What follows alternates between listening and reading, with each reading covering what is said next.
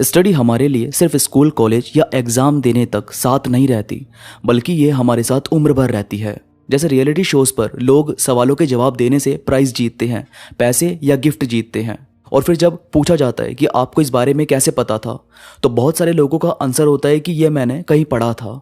तो यानी कुछ रीड किया हुआ, कुछ लर्न किया हुआ कहीं ना कहीं काम आ ही जाता है।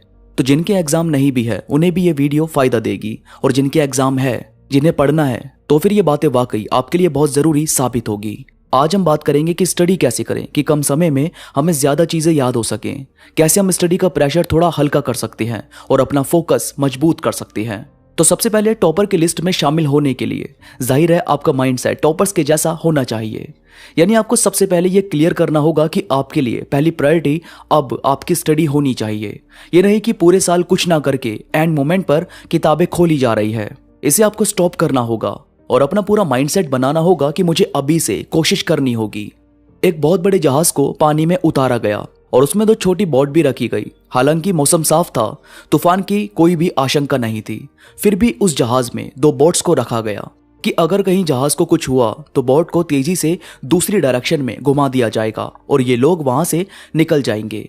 मौसम साफ होने के बाद भी रात को मौसम बिगड़ा और जहाज पर बिजली गिरी, जिसकी वजह से जहाज के अंदर पानी भरने लगा और फिर उन लोगों ने बोट को निकाला और दूसरी डायरेक्शन में मोड़कर वहां से निकल गए। तो सिंपल है, एंड मोमेंट का अगर वेट करते कि मौसम तो साफ है, बाद में देखेंगे जो होगा, तो वहां जहाज के साथ वो लोग भी डूब जाते। लेकिन उन्होंने एटलीस्ट पहले से तैयारी की हुई थी, तो उन्होंने उसी के हिसाब से एक्शन भी लिया। यानी आपका पहले से तैयार रहना बहुत जरूरी है। इसके बाद जो भी आप पढ़ रहे हो उसे रटने के लिए पढ़ोगे, मन मार के पढ़ोगे, तो वैसे ही कहीं फोकस नहीं बन पाएगा। आपका उस चीज में इंटरेस्ट लेना बहुत जरूरी है। सब्जेक्ट यार हर कोई लगभग एक जैसे होते हैं, डिपेंड करता है सिर्फ आपका इंटरेस्ट कि आप उसे कितना अपनेपन के साथ पढ़ रहे हो। एग्जाम देने के लिए पढ़ोगे तो सिर्फ एग्जाम तक ही याद रहेगा और फिर आप रटने की कोशिश करोगे, जबकि आपको इंटरेस्ट लेने और नॉलेज लेने के लिए पढ़ना है, फिर वो चीज हमेशा ही आपके माइंड में रहेगी। इसके बाद खुद को लो फील मत करवाओ। ऐसा मत करो कि यार अभी इतना सारा है, अभी तो इतना और करना है। ये जो अपने माइंड में आप एक स्टॉप लगा रहे हो, वो कभी सक्सेस का रास्ता नहीं बनता। बिजली बनाने वाले ने अगर ये सोच लिया होता कि हटा यार इतना सब करना पड़ेगा, तो छोड़ देते हैं। या इंटरनेट बनाने वाले अगर ये सोच लेते कि कौन इतनी सारी वायर लेकर घूमेगा, इसे ऐसे ही छोड़ दो, तो आज की दुनिया में कभी आविष्कार नहीं होते। इसलिए आपका मोटिवेट रहना बहुत जरूरी है। अगर आप ऐसे ही डाउन फील करते रहे तो लो फील करना सिर्फ स्टडी तक नहीं रहेगा, फिर ये आपकी आदत बन जाएगा। फिर आप बाकी काम में फ्यूचर में भी खुद पर ध्यान नहीं दोगे। तो खुद को मजबूत रखो। आपके अंदर एक पावर दौड़ती रहनी चाहिए कि अपन काम तो जरूर करेंगे, टाइम से पूरा करेंगे, उसके बाद आराम करेंगे। इसके बाद स्टडी करते वक्त हमेशा पॉइंट टू पॉइंट पढ़ा और लिखा करो, ये जरूरी है। पॉइंट टू पॉइंट लिखने से यह फायदा होता है कि अगर आपको वो पॉइंट भी याद हो जाए तो आप उसे बाद में एक्सप्लेन कर सकते हो। इससे आपको वो चीजें अच्छे से समझ आती है। पूरा पैराग्राफ पढ़ने में अगर दिक्कत हो तो आप उसके पॉइंट्स बनाकर उसे अच्छे से समझ सकते हो।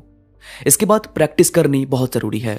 आपको शुरू से ही अपने एग्जाम पर इसलिए ध्यान देना चाहिए क्योंकि फिर आपके पास काफी टाइम होता है और इसी टाइम को आप प्रैक्टिस करने, लिखकर उस चीज को अपनी समझ से बनाने और फोकस करने में लगा सकते हो, जिससे आसानी होती है। 70% जो अच्छे मार्क्स लाने वाले स्टूडेंट हैं वो इसी ट्रिक को ज्यादा इस्तेमाल करते हैं।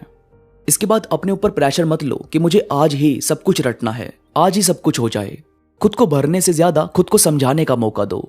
इससे आपका फोकस बनता है और जबरदस्ती का प्रेशर लेने से आपको बहुत इरिटेशन फील होती है। इसीलिए कुछ घंटे पढ़ने के बाद थोड़ा गैप लिया करो।